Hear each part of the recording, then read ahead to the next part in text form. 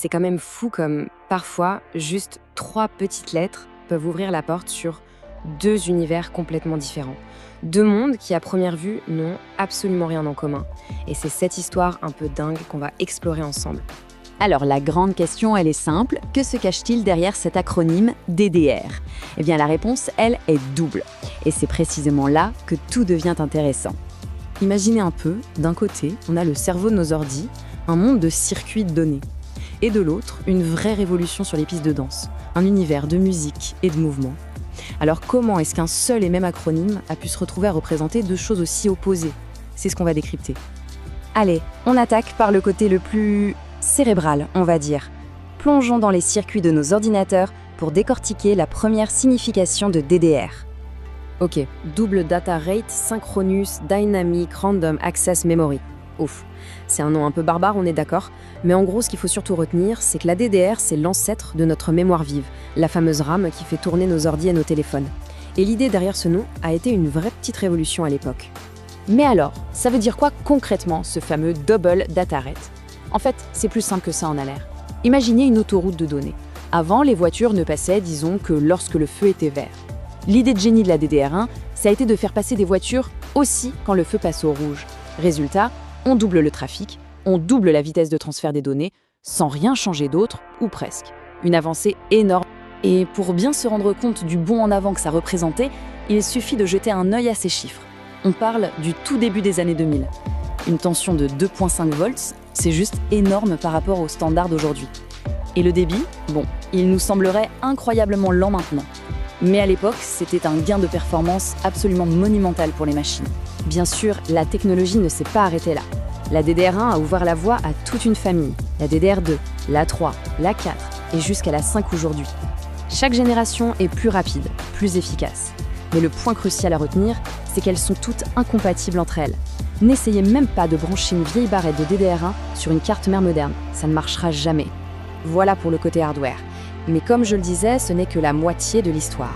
Alors maintenant, on oublie les circuits, les tensions, les broches, et on change complètement d'univers. Fini les composants électroniques, place à la musique, au rythme, à la pop culture. Bienvenue dans l'autre monde de DDR, celui qui a fait transpirer des millions de joueurs dans les salles d'arcade du monde entier. Parce que oui, DDR, c'est aussi, et surtout, Dance Dance Revolution. Pour toute une génération, ce n'est pas un jeu de rythme, c'est le jeu de rythme. Une série mythique de Konami qui a débarqué à la fin des années 80 et qui a littéralement changé les règles du jeu vidéo. Le principe est d'une simplicité géniale. Des flèches défilent à l'écran et il faut taper dessus avec ses pieds sur un tapis de danse en rythme avec la musique. Dit comme ça a l'air simple, mais c'est diablement efficace. Le but, enchaîner les combos, faire exploser le score et bien sûr essayer de ne pas s'en mêler les pinceaux. Mais qu'est-ce qui a rendu ce jeu si culte?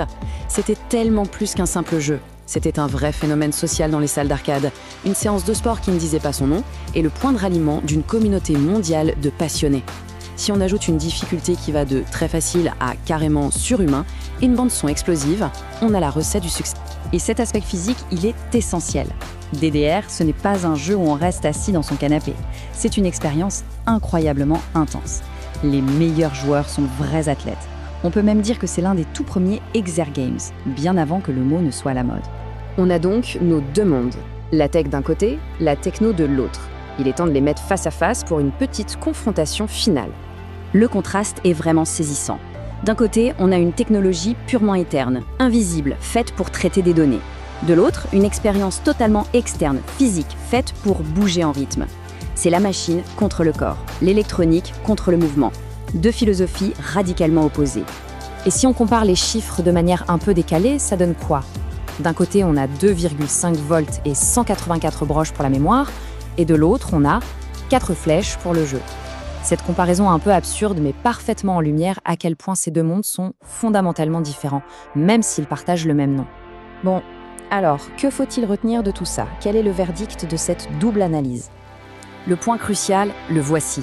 Un même acronyme, mais 2 réalités totalement déconnectées.